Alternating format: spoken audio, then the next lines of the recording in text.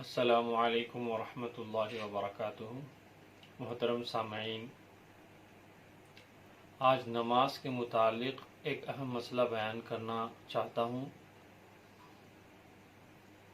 نماز کے اندر تکبیر تحریمہ کہنا فرض ہے، یعنی اللہ اکبر کہنا فرض ہے۔ نماز شروع کرنے سے اللہ اکبر کہہ کر آدمی نماز میں داخل ہوتا ہے۔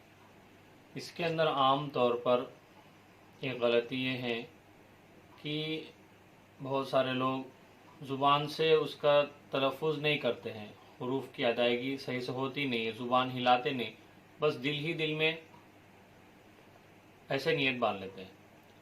فقہا نے لکھا ہے مسئلہ کہ جب آدمی اللہ اکبر کہے تو کم سے کم درجہ یہ ہے کہ اس کے کان کو سنائی دے، وہ جو اللہ اکبر بول رہا ہے اس کے کان کو سنائی دے، نہیں تو کم سے کم آخری درجہ تو یہ ہے کہ حروف کی ادائیگی ہو، کہ حرف اس کے مخرج سے نکل رہا ہو۔ الف، اللہ میں الف کا مخرج سے الف نکل رہا ہو، اللہ کے مخرج سے لام نکل رہا ہو، ہا کے مخرج سے ہا نکل رہا ہو۔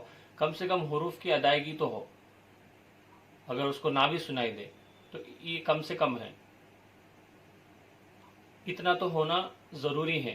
یہی مسئلہ اگر یہ اس طریقے سے اللہ اکبر کہتا ہے کہ اس کی زبان بھی نہیں ہلائی، بس دل ہی دل میں ایسے بول کے تکبیر باندھ لیا، تو پھر اس کی نماز شروع ہی نہیں ہوگی۔ یہی مسئلہ قرأت کے اندر بھی ہے۔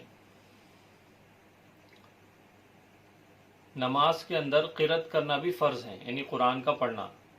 قرآن کے پڑھنے کے اندر بھی اگر آدمی اس طریقے سے سورہ پڑھ رہا ہے کہ اس کی زبان نہیں ہل رہی ہے، ادنا مقدار یہ ہے کہ حروف کی ادائیگی ہو، ابھی اللہ اکبر بول کر کے کھڑا ہو گیا نماز میں، اب قرأت کر رہا ہے،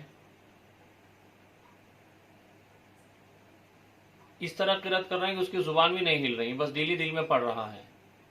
یہ مسئلہ بہت وضاحت سے سمجھ لیا جائے کہ کم سے کم حروف کی ادائیگی ہو۔ الحمدللہ رب العالمین میں الف، ہا، عین، یہ حروف ان کے مخرج سے نکل رہے ہوں۔ زور سے پڑھنا مطلب نہیں ہے، آواز سے پڑھنا مطلب نہیں ہے، بس کم سے کم ہے کہ اس کو سمجھ میں آ رہا ہو پڑھنے والے کو کہ میں ہا پڑھ رہا ہوں، عین پڑھ رہا ہوں، اور زبان سے جو ہے زبان کی حرکت ہو رہی ہو، اور زبان اور وہ جو ہے حرف ادا ہو رہا ہو۔